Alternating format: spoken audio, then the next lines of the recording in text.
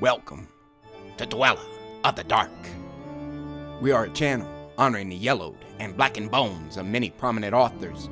We will be digging up several obscure, strange, and forgotten authors who influenced many of the great horror, science fiction, and fantasy writers today. More tales of the horrifying, obscure, strange, and forgotten are climbing out of the tombs. Subscribe, comment, like, donate, or I'll send Thaddeus Forge to steal your heathen soul. Unknown horror masters, send us ghoulish delights for the Skull and Bones collection. Your pound of writer's flesh will continue to feed our ghouls for now. Books, websites, podcasts, in the links below. Children of Horror, Legion of Ghouls. Tonight, the season of Halloween has arrived. Each day, night, or hell, whenever the spirit commands us, we'll be presenting all manner of Halloween-themed tales, short stories, a novel or two, and much more.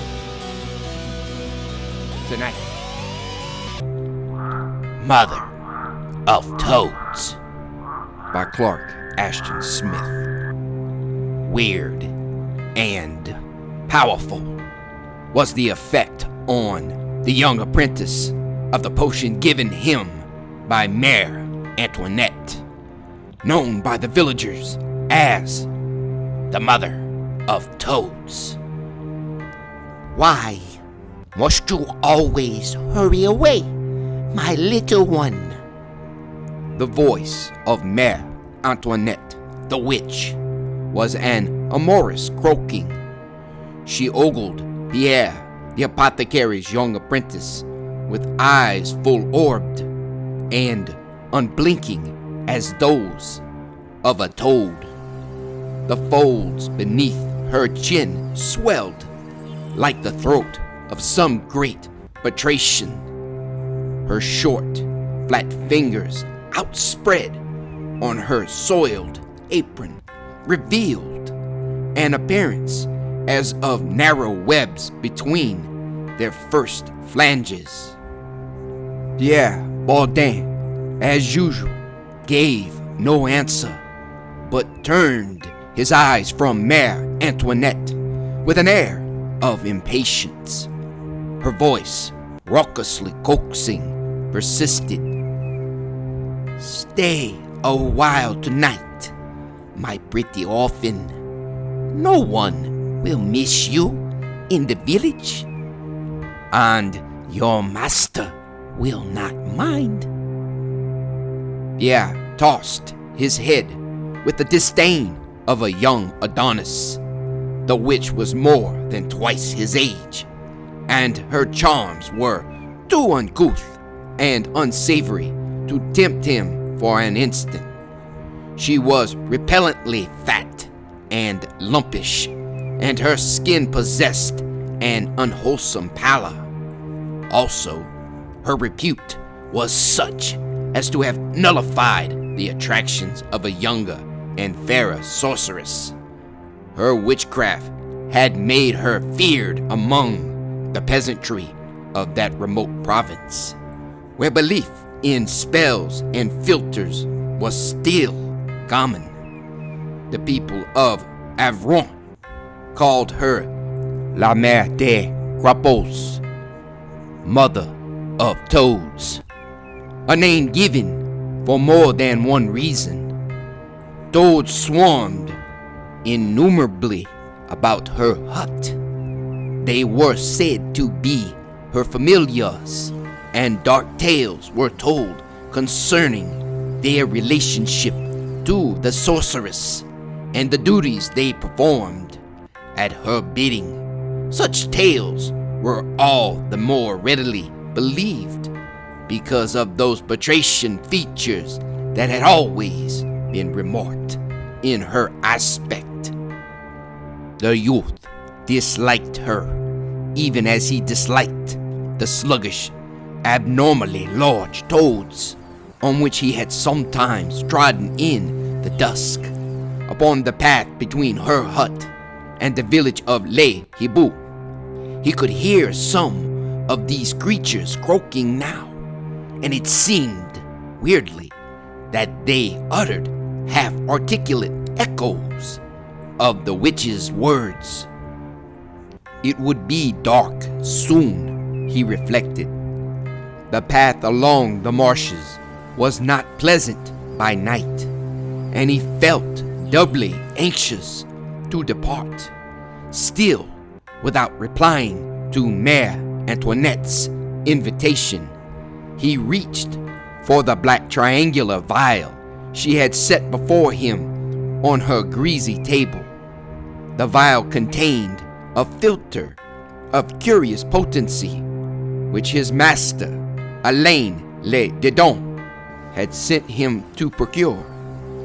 Le Dedon, the village apothecary, was wont to deal surreptitiously in certain dubious medicaments supplied by the witch, and Pierre had often gone on such errands to her osé hidden hut. The old apothecary, whose humor was rough and ribald, had sometimes rallied Pierre concerning Mère Antoinette's reverence for him. Remembering certain admonitory jibes, more witty than decent, the boy flushed angrily as he turned to go. "Stay," insisted Mère Antoinette. "The fog is cold on the marshes, and it thickens apace. I knew that you were coming, and I have mulled for you a goodly measure of the red wine of Zymes." She removed the lid from an earthen pitcher and poured its steaming contents into a large cup.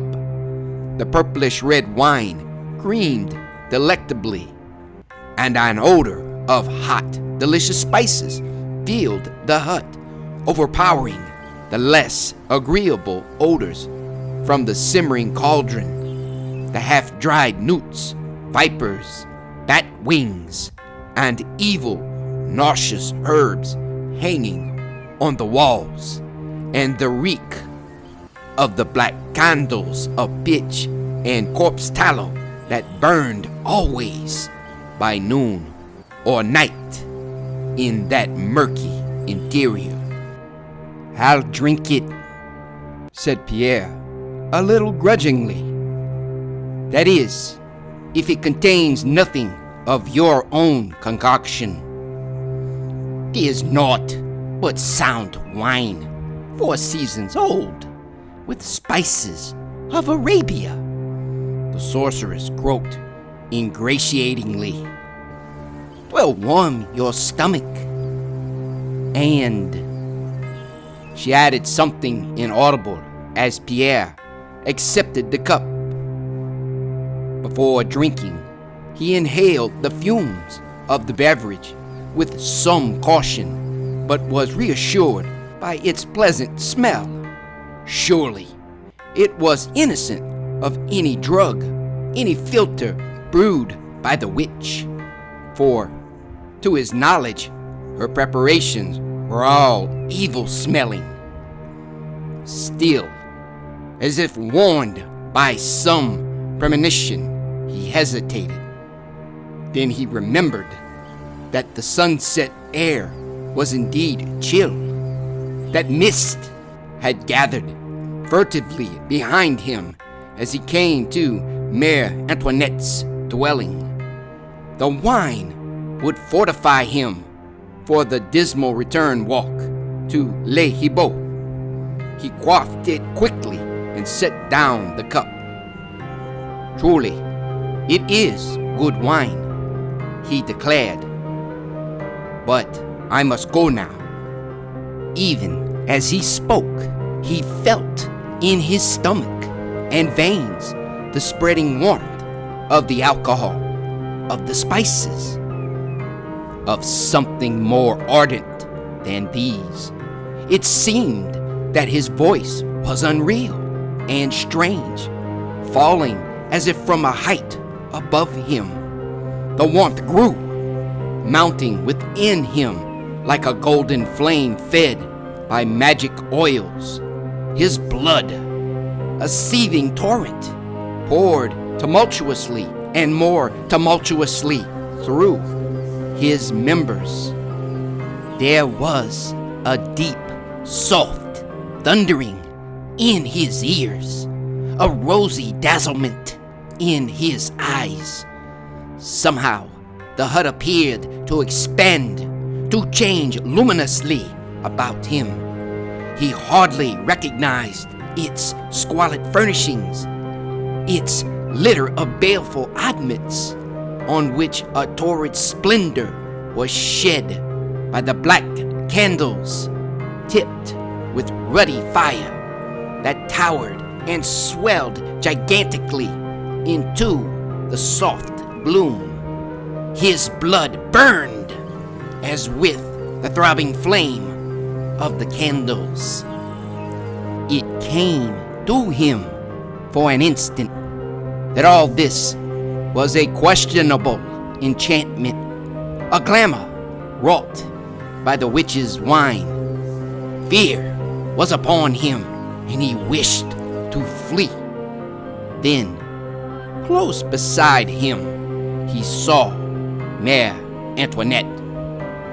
Briefly, he wondered why he had thought her old and gross and repulsive, for it seemed that he looked upon Lilith, the first witch. The lumpish limbs and body had grown voluptuous. The pale, thick-lipped mouth enticed him with a promise of ampler kisses than other mouths could yield. He knew why the magic warmth mounted ever higher and hotter within him. "Do you like me now, my little one?" she questioned.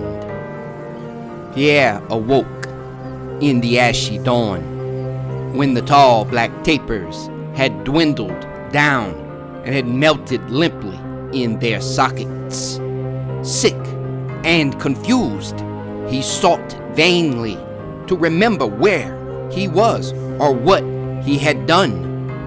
Then, turning a little, he saw beside him on the couch a thing that was like some impossible monster of ill dreams, a toad-like form, large as a fat woman.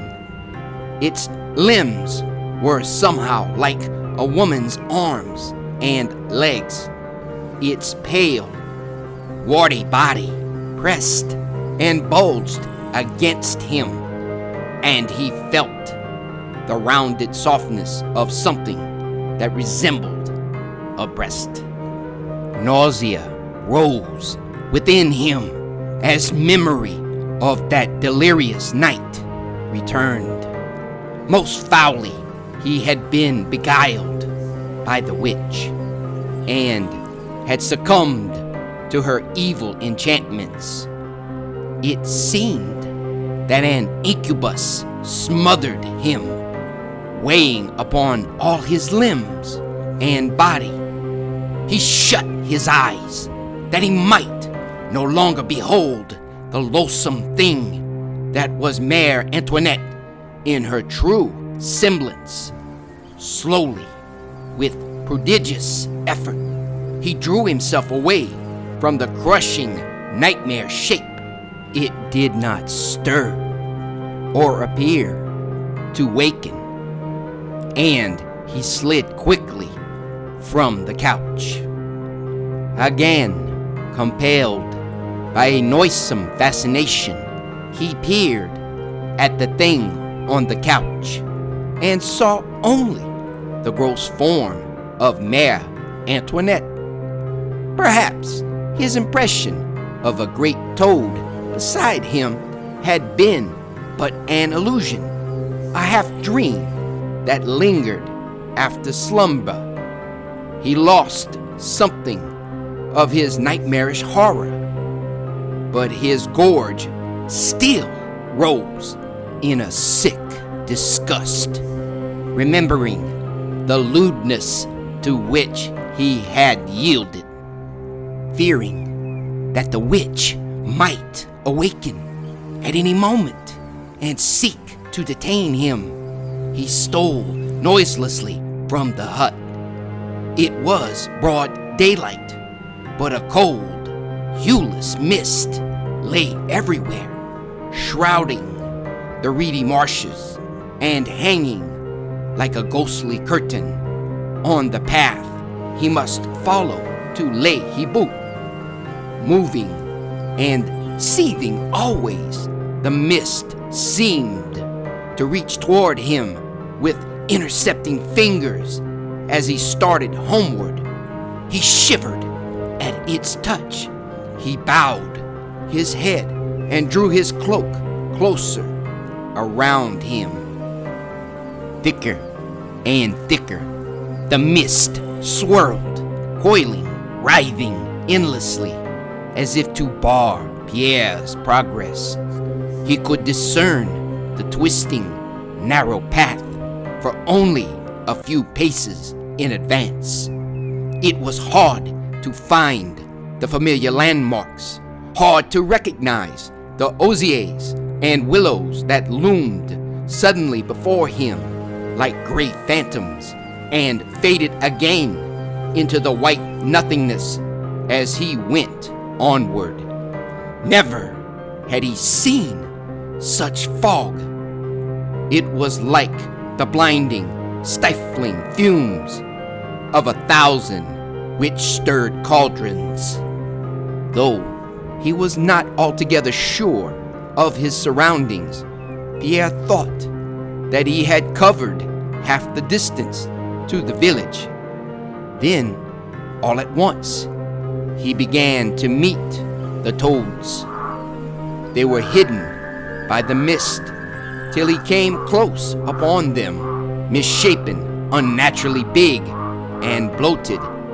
They squatted in his way on the little footpath or hopped sluggishly before him from the pallid gloom on either hand. Several struck against his feet with a horrible and heavy flopping. He stepped unaware upon one of them and slipped in the squashy noisomeness it had made, barely saving himself from a headlong fall on the bog's rim. Black, miry water gloomed close beside him as he staggered there. Turning to regain his path, he crushed others of the toads to an abhorrent pulp under his feet. The marshy soil was alive with them. They flopped against him from the mist, striking his legs, his bosom, his very face with their clammy bodies. They rose up by scores like a devil-driven legion. It seemed that there was a malignance and evil purpose in their movements, in the buffeting of their violent impact. He could make no progress on the swarming path, but lurched to and fro, slipping blindly and shielding his face with lifted hands. He felt an eerie consternation and eldritch horror. It was as if the nightmare of his awakening in the witch's hut had somehow returned upon him. The toads came always from the direction of Le Hibou, as if to drive him back toward Mère Antoinette's dwelling. They bounded against him like a monstrous hail, like missiles flung by unseen demons. The ground was covered by them. The air was filled with their hurtling bodies. Once, he nearly went down beneath them. Their number seemed to increase. They pelted him in a noxious storm.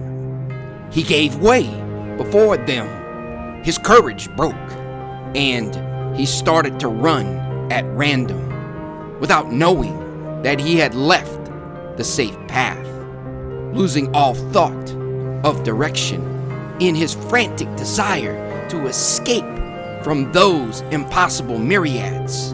He plunged on amid the dim reeds and sedges, over ground that quivered gelatinously beneath him. Always at his heels, he heard the soft, heavy flopping of the toads. And sometimes they rose up like a sudden wall to bar his way and turn him aside. More than once, they drove him back from the verge of hidden quagmires into which he would otherwise have fallen. It was as if they were herding him deliberately and concertedly to a destined goal. Now, like the lifting of a dense curtain, the mist rolled away, and Pierre saw before him, in a golden dazzle of morning sunshine, the green, thick-growing osiers that surrounded Mère Antoinette's hut. The toads had all disappeared, though he could have sworn that hundreds of them were hopping close about him an instant previously, with a feeling of helpless fright and panic. He knew that he was still within the witch's toils, that the toads were indeed her familiars, as so many people believed them to be. They had prevented his escape and had brought him back to the foul creature, whether woman, patrician, or both, who was known as the mother of toads. Pierre's sensations were those of one who sinks momently deeper into some black and bottomless quicksand. He saw the witch emerge from the hut and come toward him. Her thick fingers with pale folds of skin between them, like the beginnings of a web, were stretched and flattened on the steaming cup that she carried. A sudden gust of wind arose as if from nowhere and bore to Pierre's nostrils the hot, familiar spices of the drugged wine. Why did you leave so hastily, my little one? There was an amorous wheedling in the very tone of the witch's question. I should not have let you go without another cup of the good red wine, mulled and spiced, for the warming of your stomach. See, I have prepared it for you, knowing that you would return. She came very close to him as she spoke, leering and sidling, and held the cup toward his lips. Pierre grew dizzy with the strange fumes and turned his head away. It seemed that a paralyzing spell had seized his muscles, for the simple movement required an immense effort. His mind, however, was still clear, and the sick revulsion of that nightmare dawn returned upon him. He saw again the great toad that had lain at his side when he awakened. I will not drink your wine, he said firmly. You are a foul witch, and I loathe you. Let me go. Why do you loathe me? Croaked Mère Antoinette. I can give you all that other women give, and more. "You are not a woman," said Pierre. "You are a big toad. I saw you in your true shape this morning. I'd rather drown in the marsh waters than stay with you again." An indescribable change came upon the sorceress before Pierre had finished speaking. The leer slid from her thick and pallid features, leaving them blankly inhuman for an instant. Then her eyes bulged and goggled horribly, and her whole body appeared to swell, as if inflated with venom. "Go then," she spat with a guttural virulence, "but you will soon wish that you had stayed." The queer paralysis had lifted from Pierre's muscles. It was as if the injunction of the angry witch had served to revoke an insidious, half-woven spell. With no parting glance or word, Pierre turned from her and fled with long, hasty steps, almost running on the path to Les Hiboux. He had gone little more than 100 paces when the fog began to return. It coiled shoreward in vast volumes from the marshes. It poured like smoke from the very ground at his feet. Almost instantly, the sun dimmed to a wan silver disk and disappeared. The blue heavens were lost in the pale and seething voidness overhead.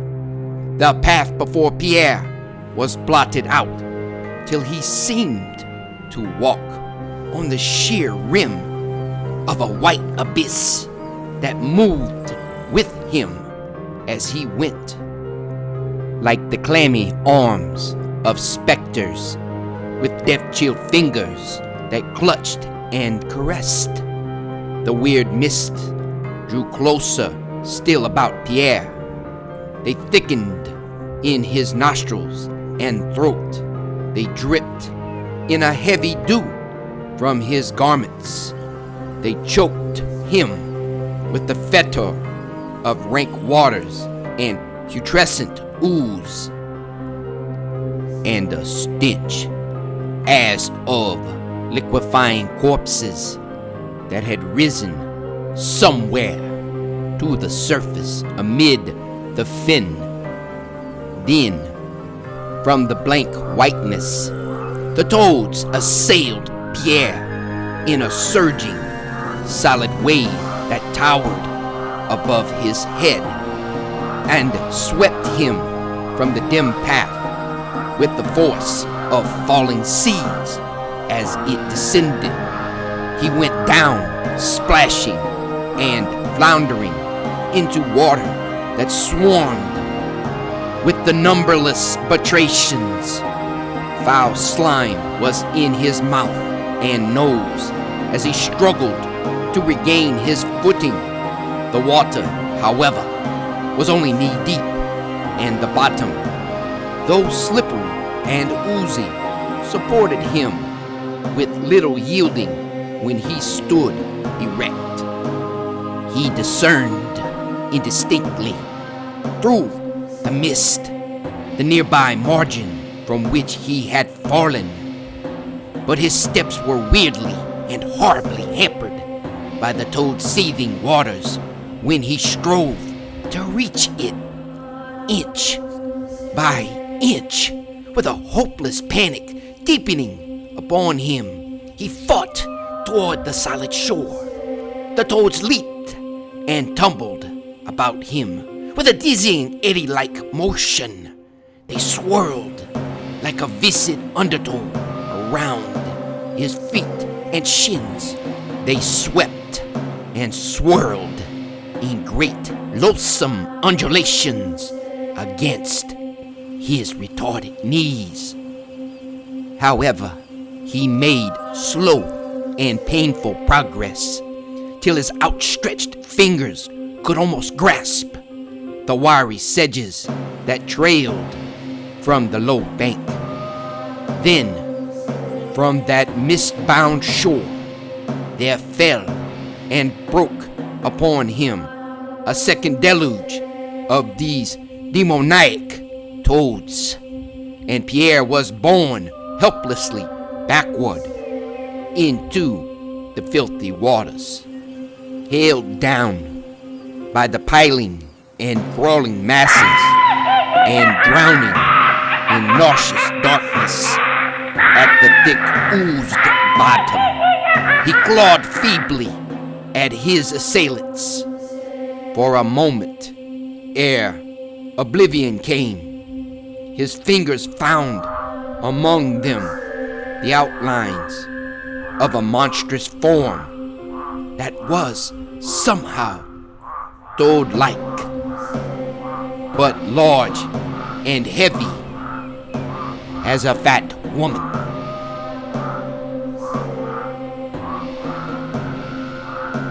Thank you for listening. Have a great night.